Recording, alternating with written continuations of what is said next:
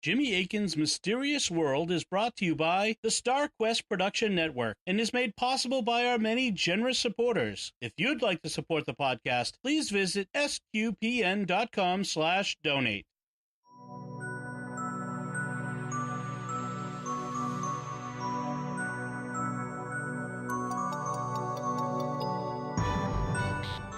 You're listening to episode 21 of Jimmy Akin's Mysterious World, where we look at mysteries both natural and supernatural from the twin perspectives of faith and reason. In this episode, we're talking about the mystery of weight loss. I'm Dom Bettinelli, and joining me today is Jimmy Akin. Hi, Jimmy. Howdy, Dom.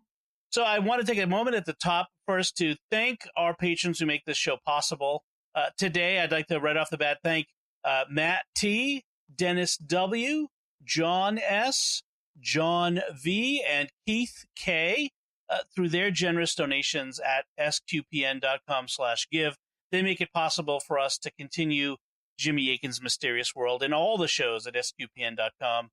And you can join them and all the other generous patrons by visiting sqpn.com/give. So, Jimmy, today we're talking about the mystery of weight loss, which is maybe some people think that might be a funny thing for us to talk about. Well, it certainly was a mystery to me for a huge chunk of my life, and I know it is for a lot of other folks. The holidays are over now, and we've all eaten our share of special foods to celebrate, and now people are making New Year's resolutions, and I know one of the most popular for people every year is to diet and lose weight. But a lot of the common diet strategy that people try to use doesn't work for them, and losing weight can be incredibly difficult. And why we gain weight it can be something of a mystery, why it's so hard to lose, and why it keeps coming back. All of those are things that are quite mysterious to people, but based on my own experience, I thought I had something to say about them, so hopefully it'll be of use to people. And we should probably say right off the top, the standard disclaimer that neither of us are medical professionals. We're not doctors. We're not offering medical advice. Right. These are just observations based on Jimmy's own personal experience and research for his own use. And we're offering these as perhaps ideas. And things to maybe talk about with your doctor. Exactly. So we have to say that, folks, of course. Yeah. And it's actually good because you do want to talk to your doctor about these things, because it's always, we're always learning more and more about how our health works and how, the various aspects of our health work. But so, Jimmy, you said this is personally important to you, and some folks who know you online know that you've been doing very well with weight loss lately. Can you tell everyone a little bit about your background in dealing with your weight? Yeah. So originally, when I was a child, I actually was quite thin. I remember being thin when I was 7 years old, but then I started to gain weight during grade school and junior high. At this time, my favorite foods were full sugar Coke and mustard sandwiches with white bread. And so it was about as high carb as you could get. And I remember when I was in junior high, someone for the first time, he was kind of a bully, but for the first time, someone referred to me as fat. And it came as kind of a shock because I didn't think of myself that way. But it was something that I continued to have difficulty with. When I was at this time in American culture, this was like the 70s, and the popular diet strategy at the time was basically one that was based on calorie counting. And I remember seeing those little books at the supermarket that they would have by the checkout stand. And I remember seeing one that was called Count Every Calorie. And it was basically a list of calories that were in different foods so people could do the calorie counting diet, which was the standard popular one at the time. And a lot of people tried it. And, I tried to cut down on calories, and it didn't really work for me. I did, like it didn't for a lot of people. I did, though, have success losing weight in college. When I was in college, I went through a period where I basically cut out breakfast And so I wasn't eating in the morning. I would have like a can of Diet Dr. Pepper, but that was it. And I lost quite a lot of weight. I didn't quite get down to where I wanted to be, but I made very, very substantial progress. And I was surprised when my girlfriend at the time pointed out that I was thinner than another guy who I thought of as being pretty thin. And it's like, really? I look thinner than that? So that was nice. Then I got married, and my wife passed on, and I moved to California. I had a huge amount of stress, a huge amount of life change, and I gained a huge amount of weight. And I'm not entirely sure what my peak weight was. The highest number I remember seeing on the scale was 318 pounds. And so that's quite a lot. I felt awful. I would have done anything to lose weight. And but no matter how I tried dieting, it didn't work for me. And I was using the standard diet strategies, just did not work. One day, I was at my doctor's, and he suggested that I try the Atkins diet. And my first reaction was, the Atkins diet? And I said that not because I knew what the Atkins diet was. I'd heard of it, but I didn't know anything about it. My reaction was just, wait a minute. The guy whose name everybody has been confusing with mine my entire life, I have to go on his diet. And so it was a purely personal reaction, but the doctor took it as more of a reaction to the content of the diet, and said, yeah, you'll probably lose more weight on a high fat diet than a low fat one. And that was like the second shock, because I'd never heard of a high fat diet, because at this point, the whole thing was you're supposed to eat a lot of carbohydrates and almost no fats, and reduce calories and exercise. And that's the preferred strategy that the government and that all kinds of medical professionals were recommending. And I went out, I got Atkins's book, and I went out and bought food to prepare myself for the diet, staying away from what I thought was the unhealthy stuff. And I ended up buying a lot of stuff that was high carb, because I didn't realize this is a low carb diet. So I had to throw away all the food that I went out and bought, thinking it was healthy. But I used the Atkins diet, which is a low carb diet, and it worked. I was amazed. Now, most of this would be water weight, because that's always the first thing you lose. But I lost like 16 pounds in the first couple of weeks. And it then slowed down, unfortunately. But overall, I managed to lose about 70 or 80 pounds. And so that got me down into the lower mid 200s. And I ended up regaining a portion of that, but I still kept most of it off. But then I got stuck on this plateau that lasted for 10 or 15 years. And I was just in a trading range where I would go up and down. Nothing I could do would break me through that trading range. And so I had a new doctor, and she was recommending to me that I try intermittent fasting. And at first, I very much resisted that, because even in the low carb world, but more broadly than that, there was a recommendation that's still out there of using what's called a grazing strategy. The idea is that you're supposed to snack between meals on purpose, with the idea that if you do so, you will be less hungry at mealtime and will eat less at mealtime. Also, the idea is that by continuing to eat small amounts throughout the day, you're going to keep your metabolism revved up and thus burning more calories. And so I had gotten this from all of the reading about dieting that I had done.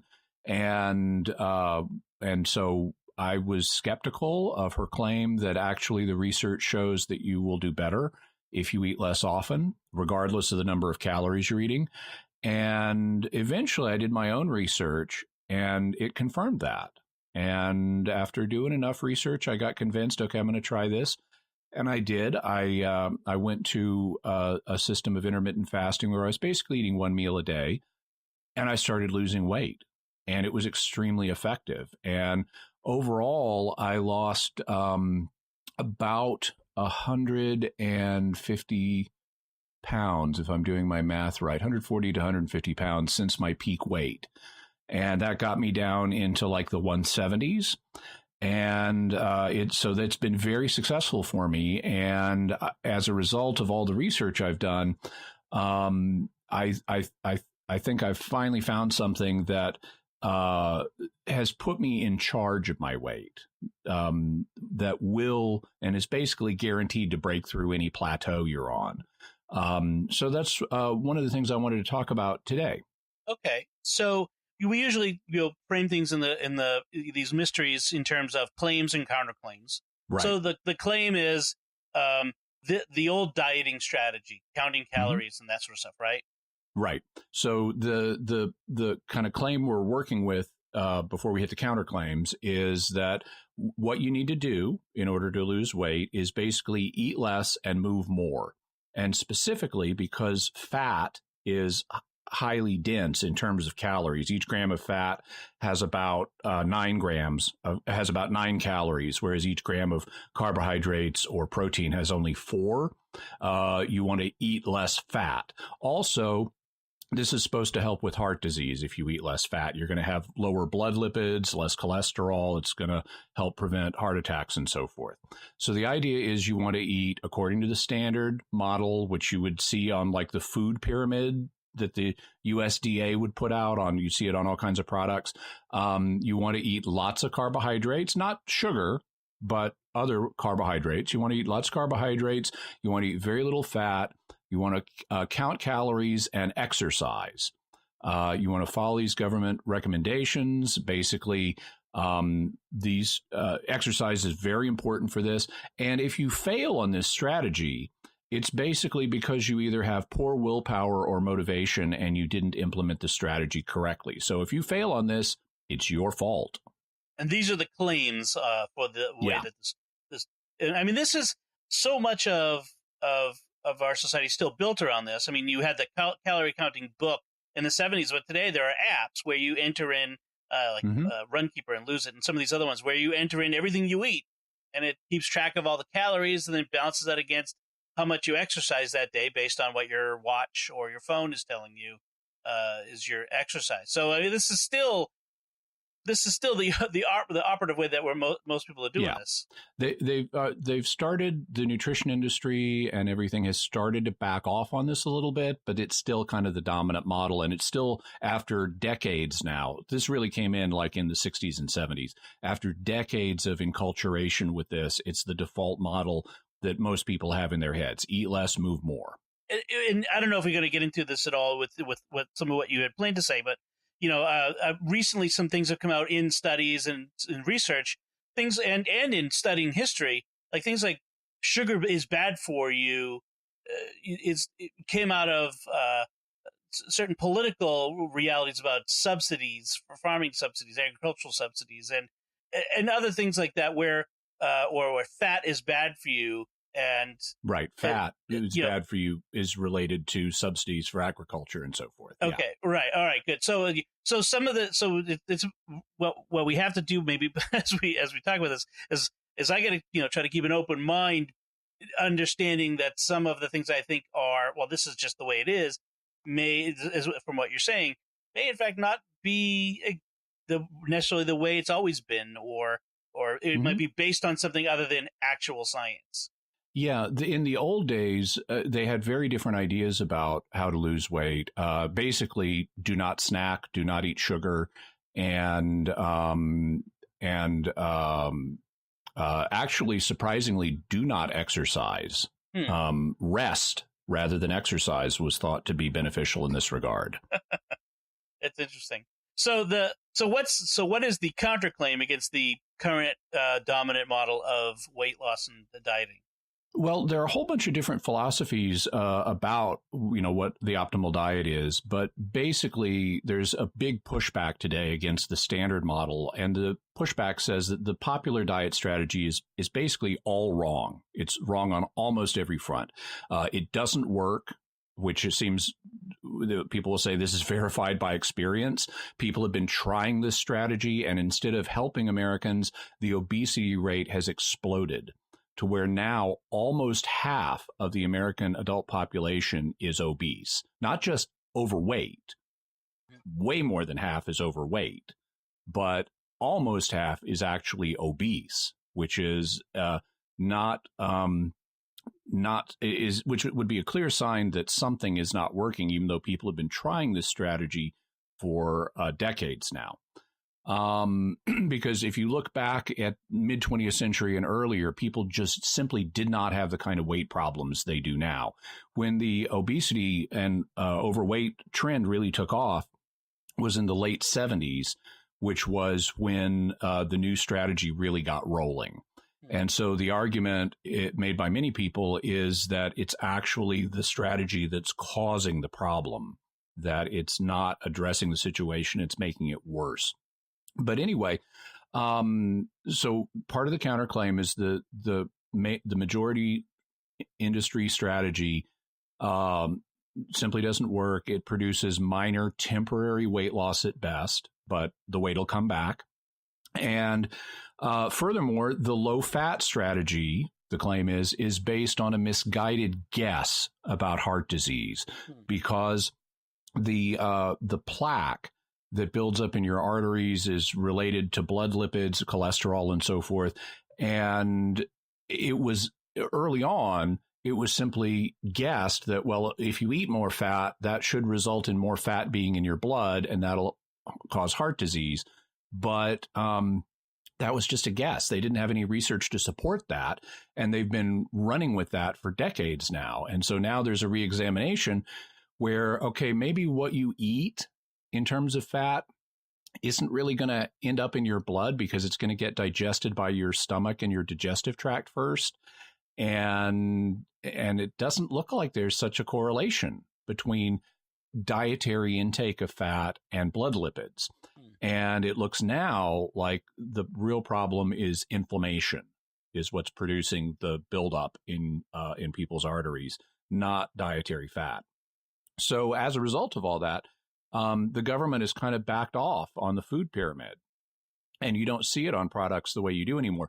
And by the way, you mentioned the business interest. Well, okay, so guess who produces the food pyramid? It's the USDA. Now, right. If you think about that, what is the USDA? Is that a medical body? Is that run by the National Institutes of Health or the Centers for Disease Control? Or who is this government agency? It's the USDA is the United States Department of Agriculture. So would you suspect that the United States Department of Agriculture would be serving the interests of the agriculture industry by recommending all these carbohydrates and grains and stuff like that the agriculture industry produces? It's a well-known phenomenon in the government world where the people there's like a swapping of people between an industry and the government agency that regulates it. Right. And in the end, industry, because of various factors, including lobbying and political donations and stuff, industry tends to end up controlling its own regulators in a phenomenon known as regulatory capture. Mm-hmm. And so the idea is that agribusiness has achieved regulatory capture with the USDA and then used that to promote its own interests by recommending certain eating patterns, even though the USDA is not a medical institution and does not have expertise in medicine. It also, according to the counterclaim, according to many, is actually not important that you get exercise for weight loss. Exercise can be very important for a variety of different health conditions, and it's a good idea to get exercise, but it's really not going to help you with weight loss. The number of calories that you burn when you exercise is very small compared to what your ordinary just resting metabolism burns. Mm-hmm. And so if you really want to lose weight, you need to put about 90 or more % of your emphasis on what you're doing with your diet. Exercise is going to contribute less than 10%. Hmm. to your efforts. And in order to make it have any substantial impact in terms of the amount of energy you burn, you would have to exercise just for hours and hours a day. And then you would have to not eat because you got hungry as a result of all that exercise. Right, right. The final bit of pushback is that the standard claim is just wrong, that this is about poor willpower or motivation. That you really should not be blaming the victim, that it's a problem more than anything else of information, that the diet strategy itself is what is causing weight gain and obesity. It is not a failure to implement it correctly. The problem is people have been trying to implement it, and it's causing the problem. Okay. So let's then now turn to looking at the evidence, or what we know, that will either support the claim or the counterclaim, and is some of it based on scientific research, and some of it based on your experience that has proven it out, which is backed up by science. So why don't you walk us through some of the facts that we've just kind of covered it at the top level so far? Well, to start with my own experience, it has tended to confirm the counter critique. The calorie counting thing did not work for me. Any weight loss I ever achieved with that was very temporary. The low fat approach is based on bad science. It was really an attempt to address heart disease rather than weight loss, and it was based on just a guess that has not been borne out by further research. My own experience, like for a lot of other people, is that adding exercise does not really help you lose weight. I exercise a good bit, actually, but it doesn't produce additional weight loss. And if I stop exercising, it doesn't produce weight gain. You can see this like in the NFL, these giant linemen who, they work out every day, with their team, but they're giant. And it's because they're, the working out isn't causing the weight loss. It's building muscle that's causing them to be huge. In fact, doesn't muscle weigh more than fat? I think I remember hearing once. Yeah. So muscle is denser than fat. Okay. Now, obviously, when we say weight loss, that's really a code for losing fat. Nobody says, or very few people would say, "Ooh, I have too much muscle. I need to get rid of this muscle." Right. So really, when we talk about weight loss, we're talking about fat loss. In terms of that, the idea that all calories are equal, and there's kind of a little bit of schizophrenia with the standard model, because on the one hand, you'll hear people who advocate it saying a calorie is a calorie is a calorie, just cut down on calories. But then they'll also say, oh, get rid of fat because it's calorie dense, right, or whatever. The thing is, so there are three different types of calories that we get our energy from. A calorie is a unit of energy. It's a unit of heat energy. And there are three types of what are known as macronutrients that we need to consume. The opposite of a macronutrient is a micronutrient. And to understand what those are, think vitamins. They're things that we need in very small quantities, but we do need them. So like vitamin C, our bodies cannot manufacture that. It has to come from our diet. But you don't need to eat, like a big handful of pure vitamin C every day. You only need a small amount. The things that you do need to eat a lot of are called macronutrients. And there's basically three that we can digest for energy. They're fat, protein, and carbohydrates. And they have different impacts on your body chemistry. Fat is more calorie dense than the others. It has, as I mentioned, about 9 calories per gram of fat. But it is something that has very little impact on your blood sugar. When you eat fat calorie, it doesn't really spike your blood sugar. If you eat a calorie of protein, which is like what you find in meats, your blood sugar will spike some. If you eat a carbohydrate, which your body will turn very quickly into sugar, your blood sugar will correspondingly spike even more. And so these different calories have different impacts on your blood sugar based on the type of macronutrient they're coming from. And the fact that not all calories are equal in terms of their metabolic impact is, for example, why diabetics have to be very careful with carbohydrates, because diabetics have a problem either making or using insulin, which is the hormone that regulates your blood sugar. And so since they don't have natively good blood sugar control, they really need to watch carbohydrates frequently, because our bodies are only designed to have a blood sugar range that's blood sugar in a fairly narrow range. And if it goes above or below that, we've got a real problem. It can lead to coma and death if your blood sugar gets too far out of range. For a normal, healthy person, your metabolism will keep that from happening. But if you have diabetes, whether it's type 1 or type 2, you're in much more dicey waters.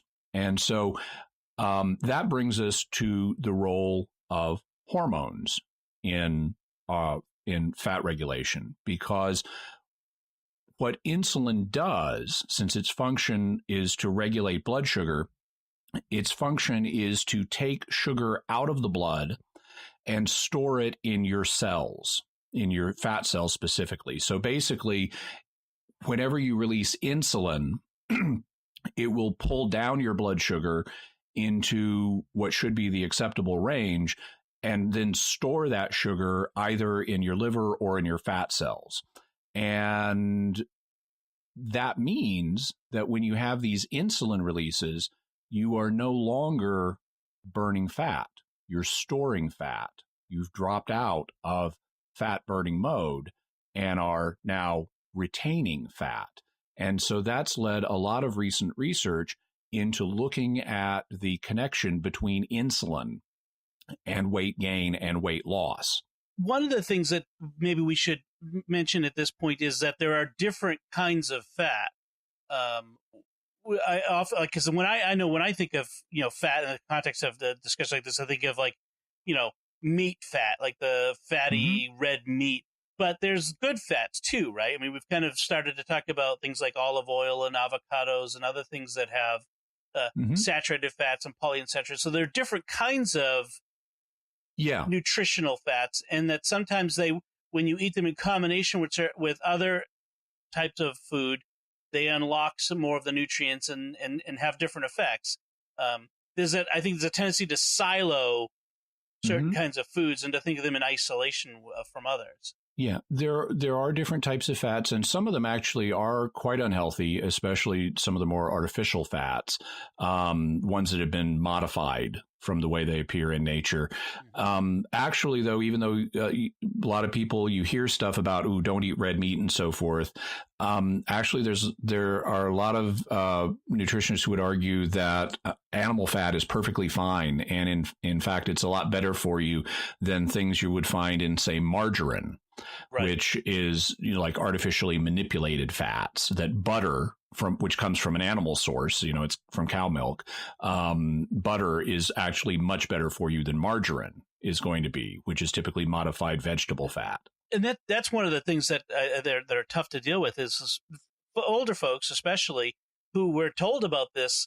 Like, there are people who still think that margarine is healthier than butter. And in fact, margarine, you almost can't find it in stores anymore because it's so bad for you, that we found. And people were eating it like a health food for a long time.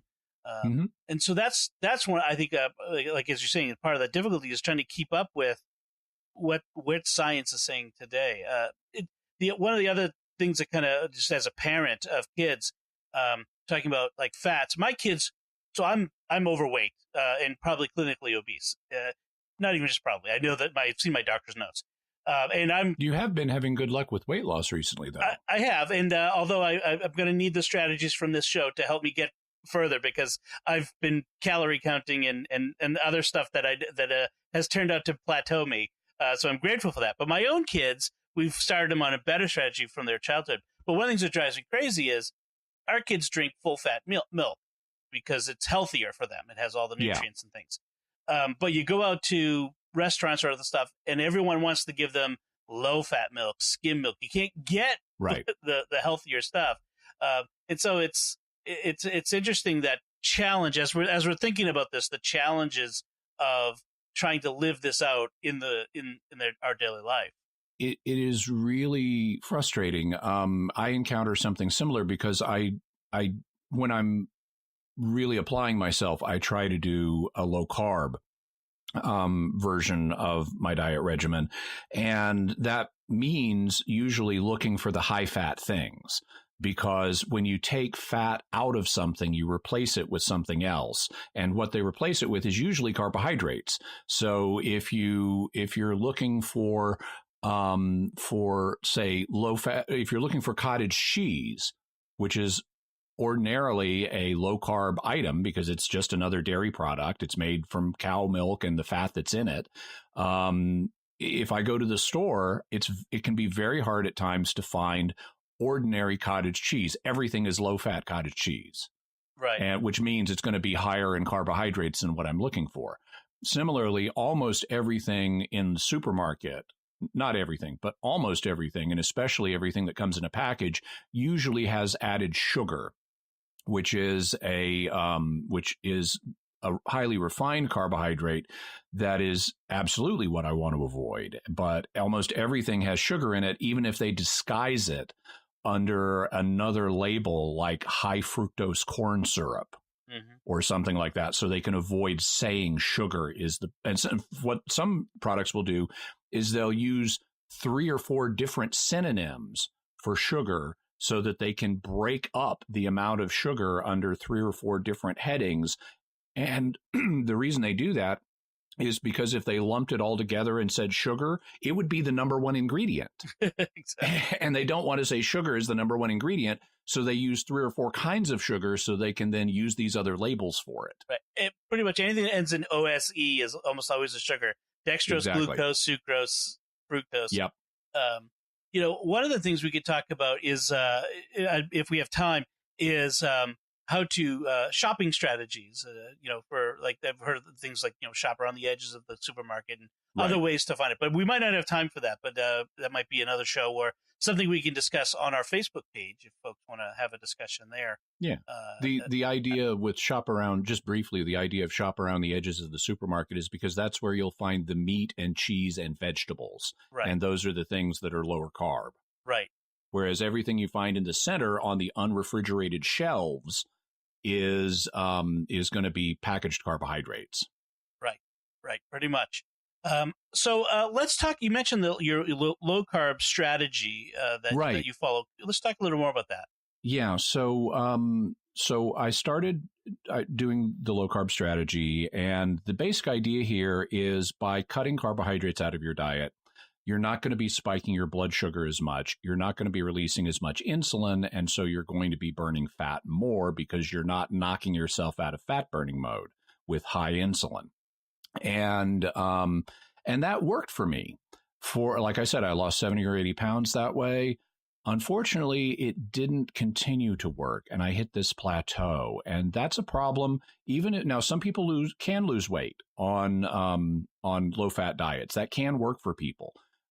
Restricting what you eat, you restrict it enough and keep it that way long enough, you can lose weight. But eventually, your body adapts to what you're giving it. Because it turns out, and this is something I remember seeing on Nova as far back as like the late 1970s, maybe. Nova, the science documentary show, had done a thing on weight loss. And even back then, they discovered that our bodies have a weight set point. It's like a thermostat. You set your thermostat for 70 degrees, and it's going to try to keep the temperature in your house at 70 degrees. If the temperature raises, it may kick on the air conditioning. If it lowers, it may kick on the heater, but it's trying to maintain that 70-degree reading. Our bodies have something similar in terms of weight. We have a set point, and our bodies try to maintain that weight, which is why if you push to lower your weight below that, at some point, even if you don't slack off on your diet, you're likely to find yourself stalling and even drifting back towards that set point, which is why weight regain happens. And so the question is, well, what determines the set point? Because if you really want to lose weight in the long term, you need to change the set point. So what does that? And recent research suggests it's your hormones. It's fundamentally hormones that determine things like what your weight is, what your height is, all kinds of things like that. And actually, the height analogy is particularly instructive here.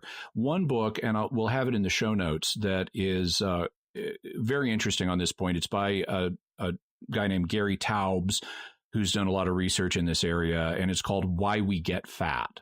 And when I read this book, it's focused on the science of the subject. And when I read this book, it's like, this is the Necronomicon of diet books.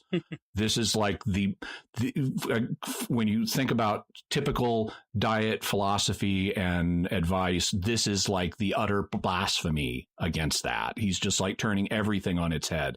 And an example that Taubes uses in the book is he says, think about a child who's growing. When children are growing up, they're eating, and that's driving, that's playing a role in the fact that they're growing.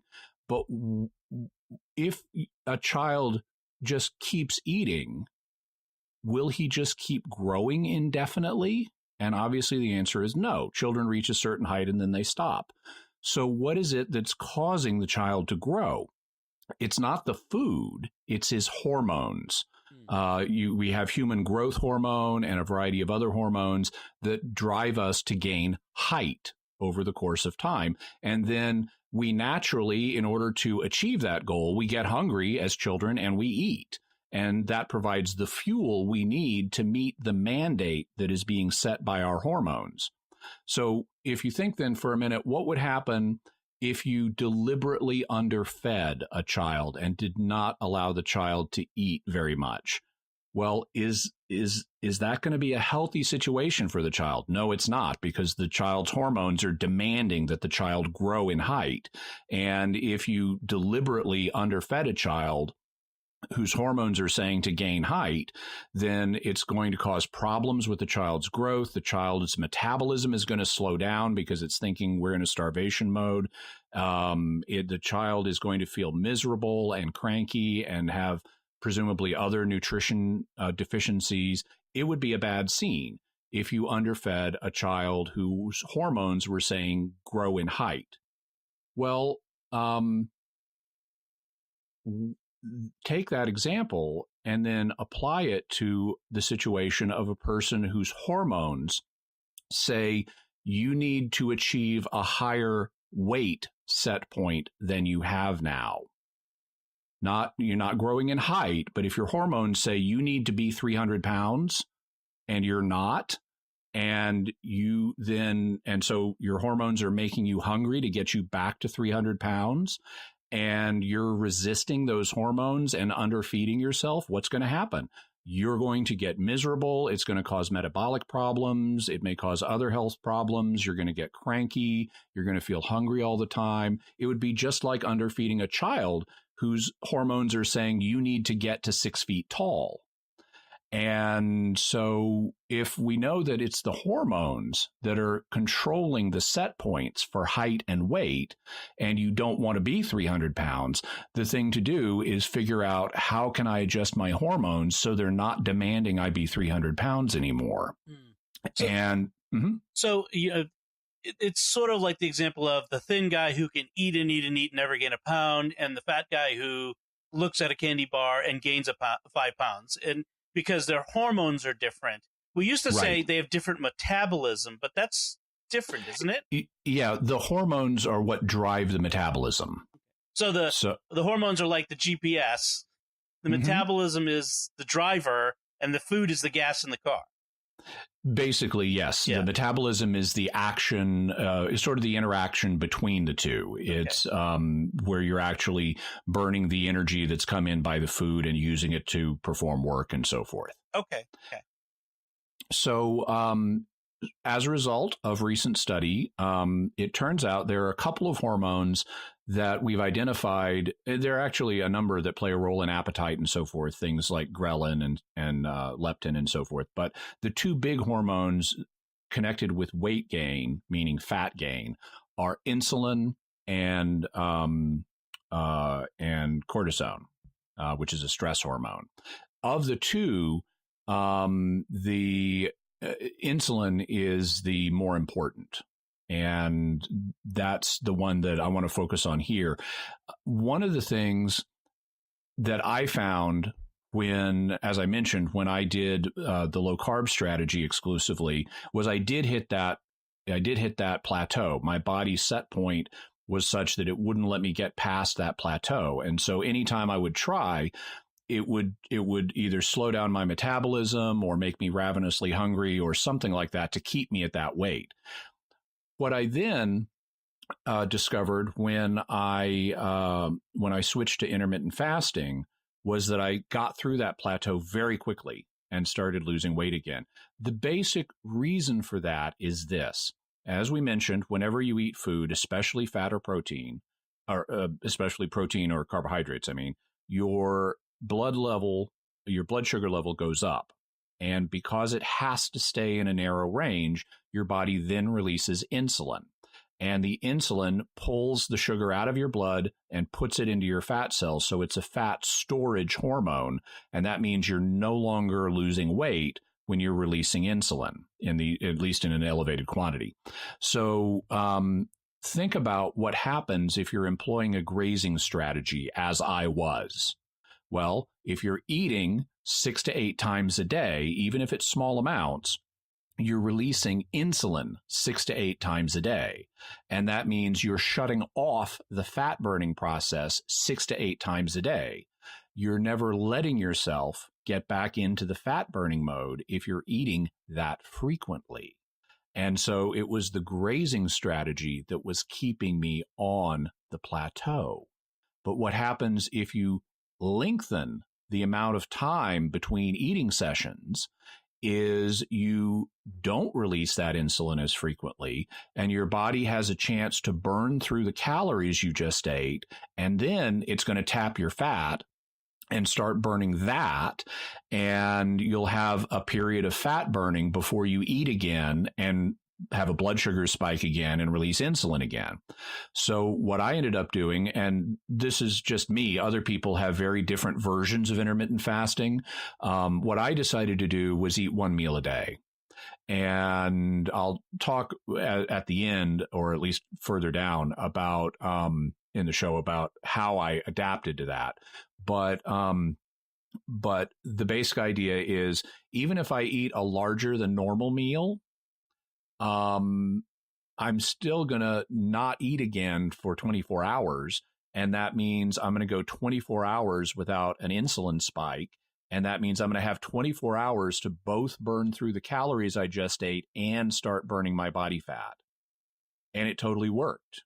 And I didn't just jump onto this. I did it in a kind of stepwise way. But it proved very effective. And what I was really floored by is how little hunger I had. As I adapted, it's like the hunger, I had expected lots of hunger. And I thought maybe I won't even be able to do this. But no, I didn't get hungry. I had some when I first went on this, but then it went away within like a couple of days. And I called a friend of mine who fasts a lot and had for years and said, is it your experience that hunger is mostly a matter of habit? And he said, yeah. And then I talked to my doctor, and she said the same thing, that with her patients who fast, hunger is mostly habit. It's not that you're hungry because you need more energy. You're hungry because, just like you have times you wake up and times you go to sleep as part of your cycle, this is when you're used to being hungry. And so your body thinks, okay, food is usually available at this time of day. Let's turn on the hunger signal so we can get some of it. And if you then retrain yourself over just 2 or 3 days to, this is not the time to eat, your body will pick up on that message and either won't turn on the hunger signal, or will say, okay, maybe a little hungry, just checking, but then within 20 minutes it goes away. And you don't have a problem. I was floored once. after I started this strategy, I've been a chef and I like cooking and I like studying food techniques and stuff. I was at home one Saturday morning and I realized I have spent all Saturday morning watching cooking videos on YouTube, watching close-ups of food being prepared and plated and served with people talking about the smells and the tastes and everything.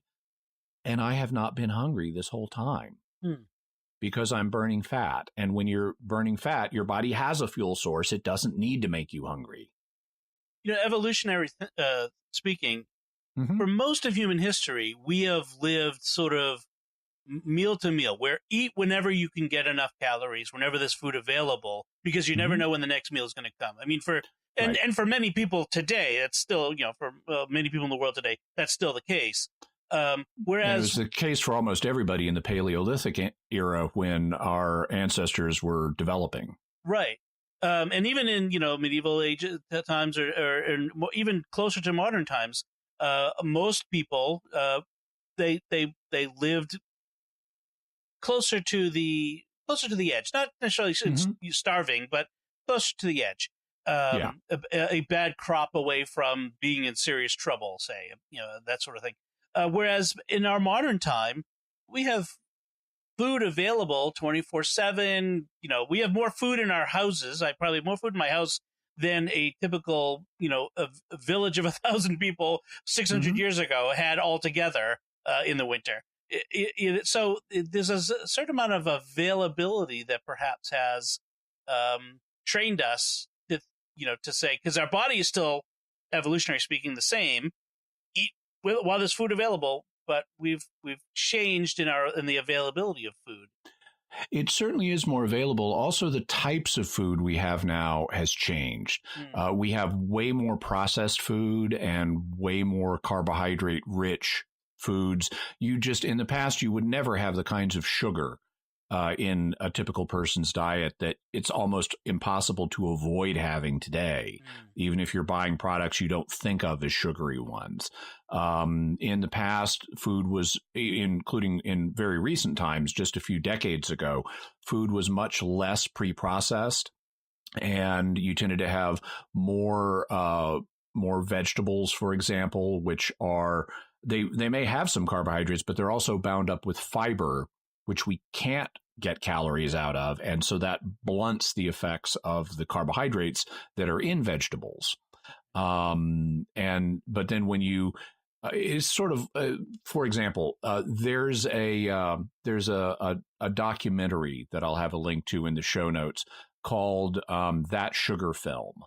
And it's very informative. It's about the omnipresence of sugar in food. And the guy who makes it at the beginning does not an experiment exactly, but a demonstration where he makes a glass of orange juice. And orange juice is it's processed from oranges. And if you squeeze out the juice of 5 oranges, you're going to get basically all of the sugar and digestible carbohydrates that are in those 5 oranges in one little glass of orange juice. It's not even that big because an orange doesn't have that much juice in it. And just a small glass of orange juice is like eating 5 oranges. But then if you think about what would it be like to not squeeze the juice out and to eat the 5 oranges, that's a very different proposition because it's got all this fiber that's going to fill you up. You're likely to stop before you get to the 5th orange, and not consume all of those calories simply because you're already full. Now, so some people have said, fasting is, and this is the old way of thinking, fasting is bad for weight loss because it stops your metabolism. Your body is going to say, "Oh no, there's not enough calories coming in, therefore we should hold on to everything." Yeah, that's a very common claim. It isn't borne out by the results. One of the there's an evolutionary reason for that, but if you let's think about the difference between fasting and calorie restriction. In the case of calorie restriction, if you're continuing to eat frequently but less, your body will think, "Oh, we have an ongoing food supply right now. but it's not as big as it was. So what should our reaction to that be? Maybe slow down the metabolism so we're not burning as much. Well, that's a plausible reaction for your body to mere calorie restriction without changing the timing of your eating. But now suppose that you stop eating altogether for an extended period. Your body is going to think, we don't have a food source right now. What should our strategy be? Should we shut down the metabolism, or should we rev it up so he can go kill an antelope? And in fact, people who fast find typically they have more energy fasting and greater mental concentration abilities when they're fasting than they do when they're well fed. Precisely because your body is turning you into a hunter, or hunter gatherer, so you can go get more food. This is not the time to get stingy. Now, if you've totally burned through all of your body fat and are then starting to burn muscle and other essential resources, well, sure, then your body will start to slow down the metabolism just to try to survive. But as long as you have fuel reserves in the form of body fat, your body is going to say, let's go get some more food, so let's rev things up. Because that's what the fat's there in the first place. That's why it's there in the first place. To tide you through those times so you can go get more food, yes. People think about fasting. They hear you say, I eat one meal a day. They imagine being hungry. We've talked about that. How long, how long, like you eat once a day, how long could someone go and do intermittent fasting safely? What's the intervals that we're talking about here? Over a year. I'm not kidding. If you have enough body fat, you can survive on water and vitamins for over a year. I mean, you still need those micronutrients coming in, but in terms of calorie energy burning, if you've got body fat, you can burn it indefinitely. And there is a case on record from back in the 1960s. There was a guy in Scotland who weighed over 400 pounds, and under his doctor's supervision, he went on an absolute fast. The only things he consumed were basically water and vitamins. And he conducted that fast and did not eat anything in terms of food for over a year. And when he came off of it, he was like 180 pounds or something like that. He was perfectly healthy. It was all great. So there's not a maximum limit determined by anything other than what's the size of the fat reserves you have. As long as you're getting your micronutrients, as long as you're getting the water you need, if you've got that fuel, your body can keep you going. You don't even need carbohydrates in particular, because what your body will do with the fat is turn it into blood sugar. Right. This is a process called neoglucogenesis.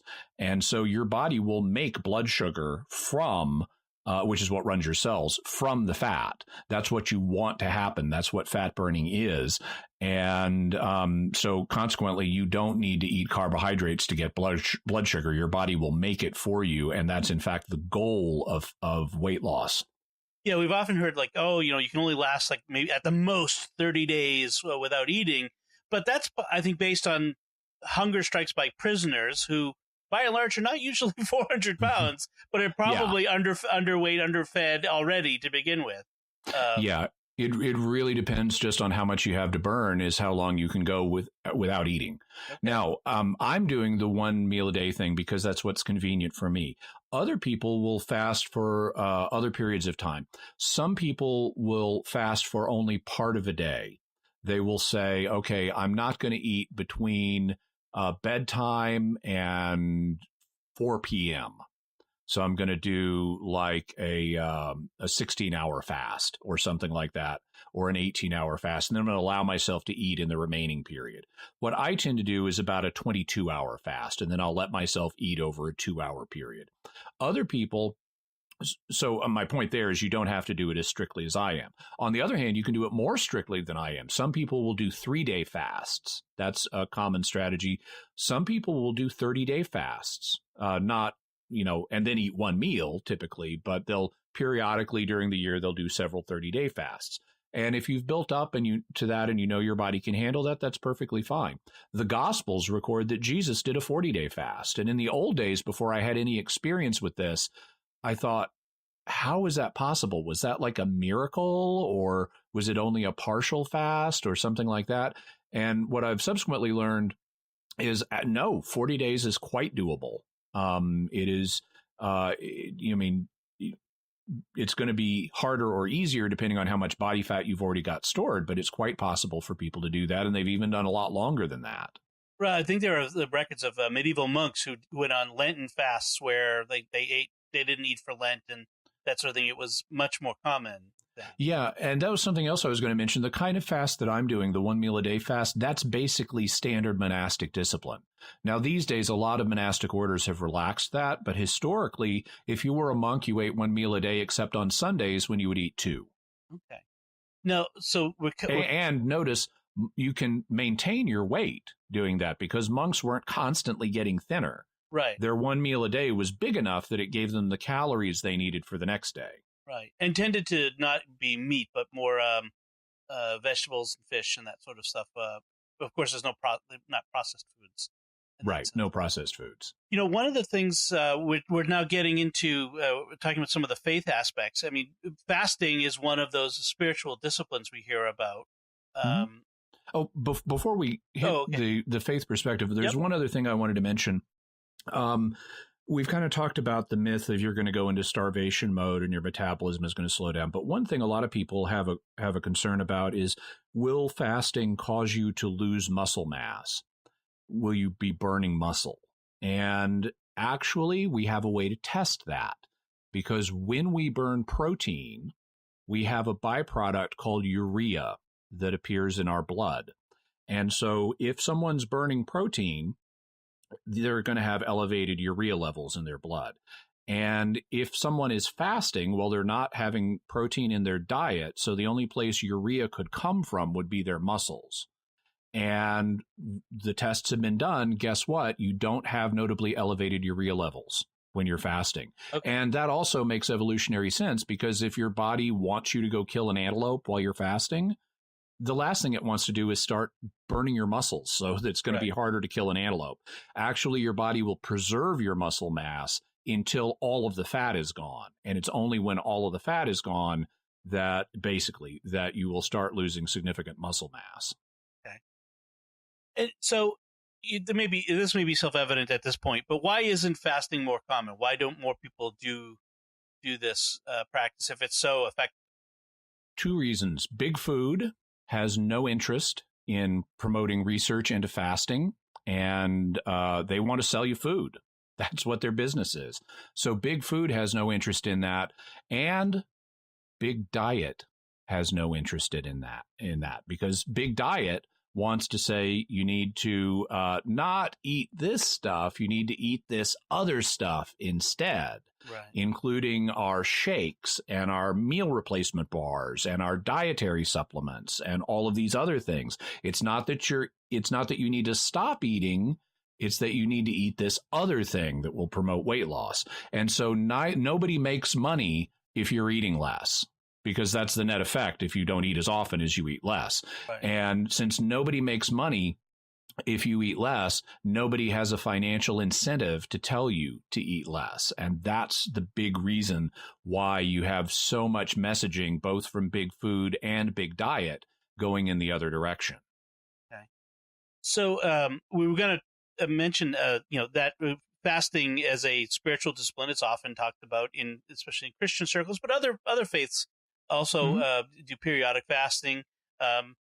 Yep. We come up on Lent in about a month or so, or 2 months, where we are recommended to do fasting on. Right now we're required to, as adults, Catholics, required to fast in the U.S. Fast on Ash Wednesday and on Good Friday. But certainly, in the past, it has been required on all Fridays and that sort of thing. Fasting is recommended as one of the spiritual disciplines. What is the spiritual connection here, but between the physical connection?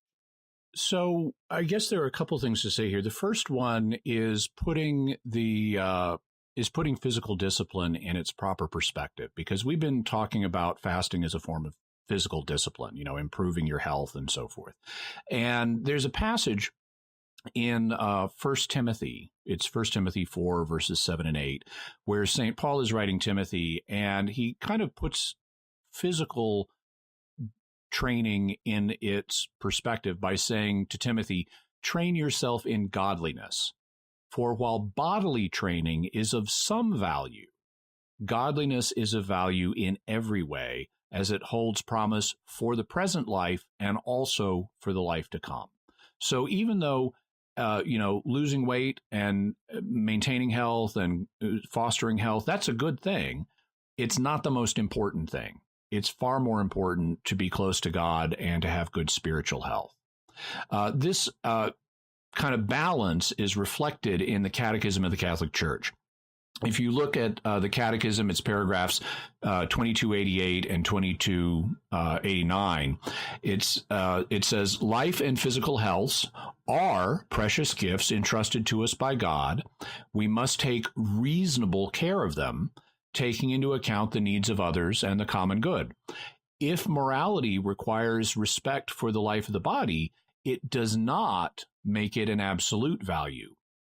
It, meaning morality, rejects a neo-pagan notion that tends to promote the cult of the body, to sacrifice everything for its sake, to idolize physical perfection and success at sports. By its selective preference for the strong over the weak, such a conception can lead to the perversion of human relationships.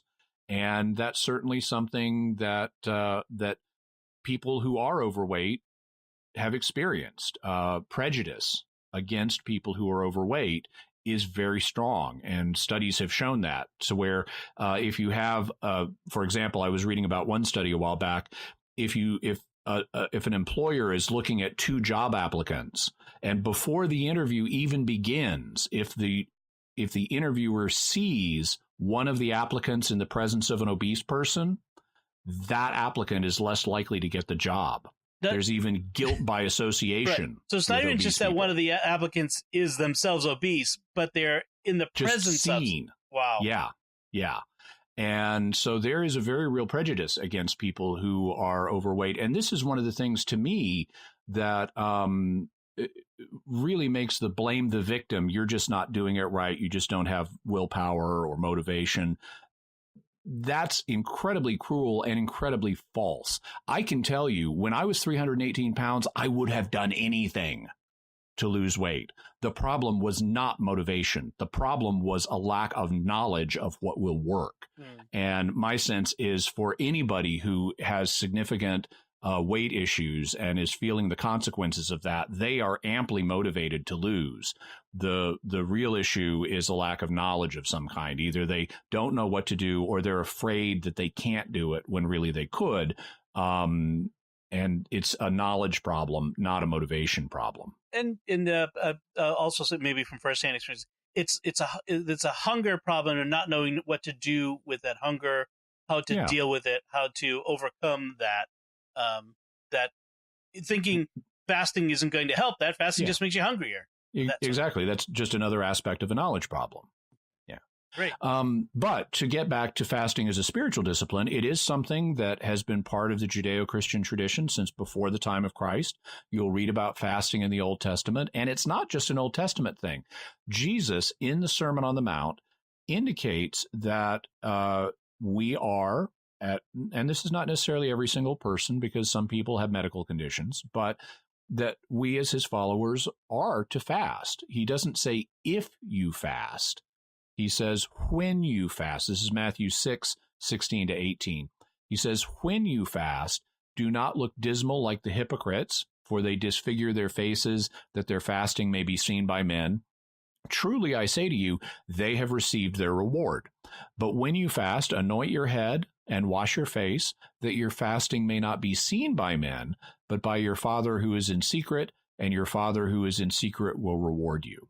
So if you're doing fasting for a spiritual reason to please God, say, mourning your sins, or I want to train myself to resist temptation. If you're doing it for a spiritual reason, to please God, then God appreciates that. He accepts that, and he will reward you. Now that then leads to a question, though. What if you need to fast for weight loss reasons? Does that mean it can't also be spiritual? And the answer is no, it doesn't mean that. Just like we need to work to make a living, that doesn't stop St. Paul from saying, whatever your work is, do it unto the Lord. So you can still take your ordinary work that you need to do for purposes of this life and do it in a spiritual context with an eye towards pleasing God as well.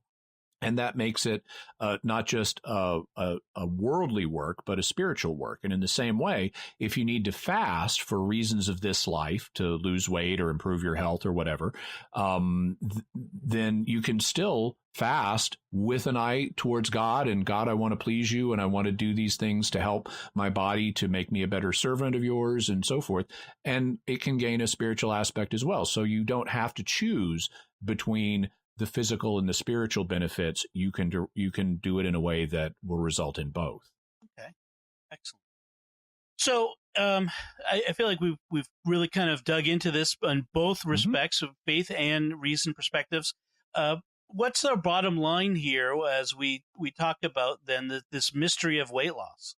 Well, the bottom line is that weight loss is a challenging thing. We do have these set weight points, and they're driven by factors, i.e. our hormones, that are not part of our conscious control. We can't just choose where our set point is going to be. And that has caused it to be very difficult for many people to lose weight or keep their weight in the range they need it to be. And fortunately, intermittent fasting, regardless of the type of fast that will work for you, does look like it is a very promising strategy, because it'll certainly punch through plateaus, because if you're stuck on a plateau with intermittent fasting, you can always increase the length of the fast, and you will start losing weight. I wanted to finish with just a word about the way I transitioned onto this, because I didn't just leap into it. I was concerned about, would it be too big a shock to my body, or would I get too hungry right off the bat and it would cause me to stop fasting? So what I did was I took a stepwise approach, and you can read about this. It'll be in the show notes. You can read about this at jimmyakin.com/fast, F-A-S-T. But what I did was I said, okay, first thing, I'm going to cut out all the snacks. I'm going to end the grazing. I'm just going to eat 3 meals a day. And I took a few days and got used to that. And then I said, I'm going to cut out breakfast, because breakfast is the easiest meal of the day to skip, because your body is spent all night getting ready for you to wake up and go. That's what the purpose of sleep is.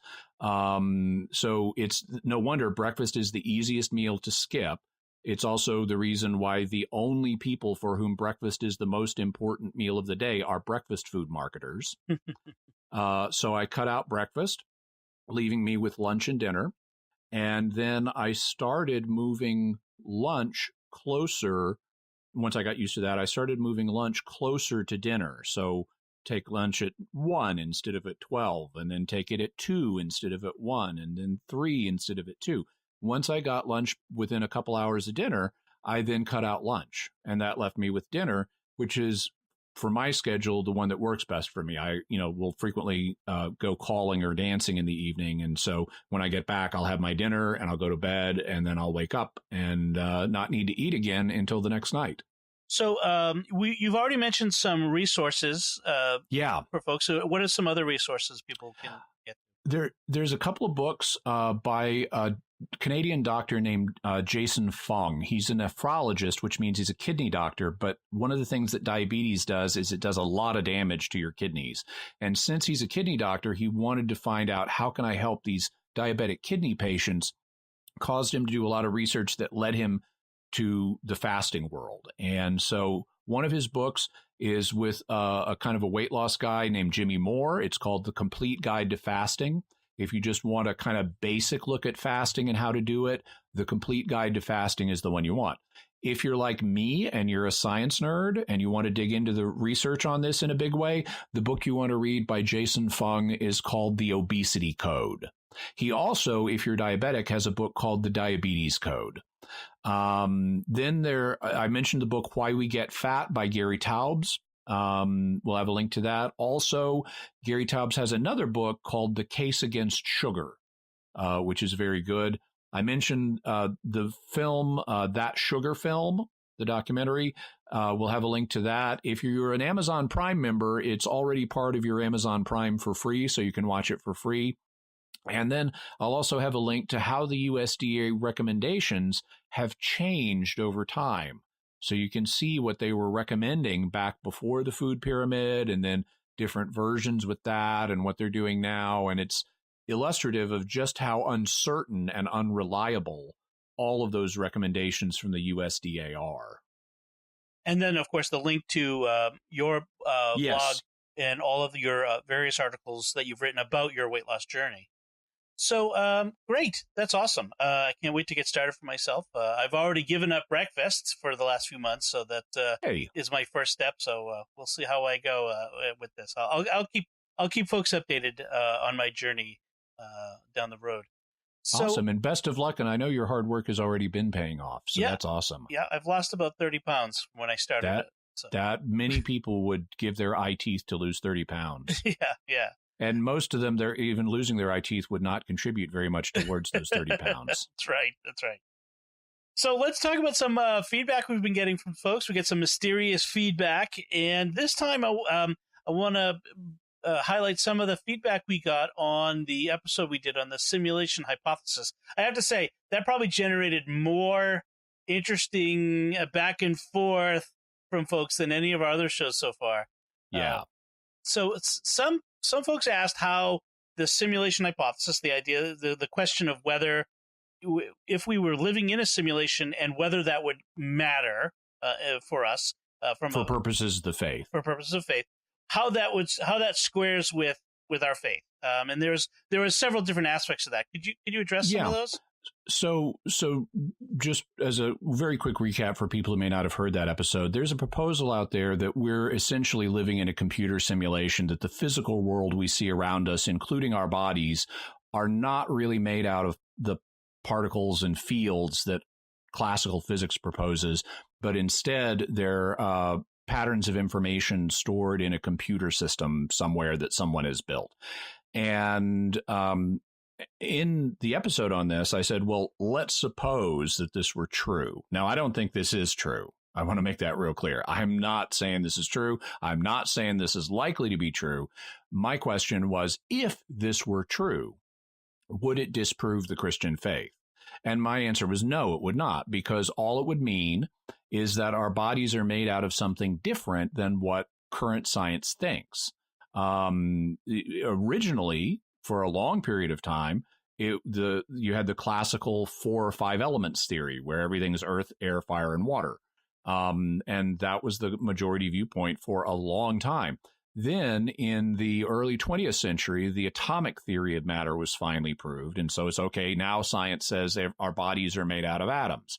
Well, then very quickly it was determined that atoms are made out of smaller particles and fields. And that's the current scientific viewpoint. Well, if it turned out that our bodies are patterns of information in another medium, that would just replace modern science, but it wouldn't otherwise hurt the faith, because the world we see, our bodies are still real. It's just a question of what are they made of? Is it subatomic particles or is it patterns of information, which frankly then would also be subatomic particles in some computer system. So it would just mean a different understanding of what our bodies are and what the physical world is made of, but it wouldn't challenge the faith. What then happened in the feedback is people would introduce some additional hypothesis, and that would be the source of the problem that they were seeing. They wouldn't just stop with our bodies are just made of something different. They would then add something to the hypothesis like, well, that could mean all of the miracles we see in the Bible, including the resurrection, aren't really caused by God. They're just caused by the computer system, the program that's running the simulation. Wouldn't that undermine the faith? And, well, yeah, okay, that would, if a computer program rather than God were responsible for miracles. But that's a different hypothesis. That's not simply the simulation hypothesis. that's a naturalizing version of the simulation hypothesis that that says God is not involved in producing these. But it's not the simulation hypothesis that's the problem. It's the naturalizing hypothesis you've coupled with it. You can do exactly the same thing with the non-simulation hypothesis. So you say, we're not living in a simulation. Our bodies are exactly what modern science says they are. But you introduce a naturalizing hypothesis that says all of the miracles of the Bible, including the resurrection of Jesus, are not caused by God, but by some natural phenomenon. Like maybe Moses saw a gas leak behind the burning bush, and maybe space aliens came down and used advanced medical technology to revive Jesus. Well, that also is going to undermine the faith. But it's not the non-simulation hypothesis that's the problem. It's the naturalizing hypothesis you've added to it that's the problem. And so you can make either the non-simulation hypothesis or the simulation hypothesis incompatible with the faith by adding a new incompatible proposition. But if we return to the basic question, is the simulation hypothesis, if it were true, would that disprove the Christian faith? No, by itself, it would not. I can see how this might be a fine distinction for folks. And so I encourage you to kind of, if you're still having trouble figuring it out, either to give us some more feedback, and I'll give the links to all the feedback places at the end of the show, or just even replay this bit and slow it down and consider each point as Jimmy makes it, because I can see how it could be confusing, but these distinctions, as always, especially philosophical and theological matters, are very important. So yeah, excellent. All right, so let's move on to our mysterious headlines then. Jimmy, what do we have this week? Yeah, so I got a headline about an eye scanning lie detector. Now, one of the things I know we'll be talking about in future episodes is how traditional polygraph machines are unreliable. They've got this reputation for being reliable, but they're not, which is why here in America, courts don't accept them as evidence. In the future, we're likely to have, and are even kind of beginning to have, brain scanning lie detectors, which will be presumably reliable. But also, we now have an eye scanning lie detector that people have been working on. So check out the article to that. There's also an article in Mysterious Headlines about a NASA scientist, guy who works at NASA, who says that UFOs should be taken seriously as potentially signs of extraterrestrial contact. He's not saying that all of them are. He's not saying that most of them are. In fact, he's quite certain that most of them are not. And he views it as kind of a long shot, but maybe some of them, he says, could be evidence of extraterrestrial contact, and he wants scientists to take that more seriously than they have. Finally, since this is the first week of 2019, a lot of times people wish they could go back in the past and, have a second chance at things that maybe they got wrong. Well, good news, a new time travel solution has been announced. This will work with the laws of physics. It's one of a number of solutions that have been found that will allow time travel under various conditions. The trouble with this one is, in order for this time travel device to work, it requires an object with infinite mass.